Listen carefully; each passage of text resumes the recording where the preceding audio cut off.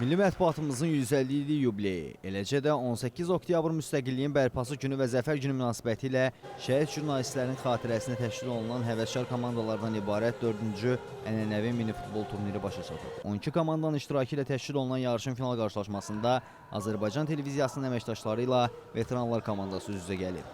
AFFA hakimlərinin idarə etdiyi və gərgin mübarizə şəraitində keçən görüş ASTV kollektivinin 3-1 hesablı qələbəsi ilə tamamlanıb.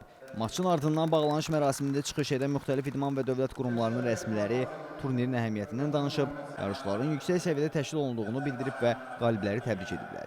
Xatirə turnirində qalib komandalara eləcə də ən yaxşı oyunçu, ən çox qol vuran, ən yaxşı qapçı və nümunəvi komanda nominasiyaları üzrə kubok, medal və hədiyyələr verilib. Tədbirin təşkilatçısı, jurnalist Əskər İbrahimov belə turnirlərin əhəmiyyətindən bəhs edir. Bu turnir sentyabrın 27-sində başladı. Yəni bizim zəfərimizin başlanğıcı olan 27 sentyabrda başladı və 8 noyabrda Qələbə bayramımız günü başa çatdı.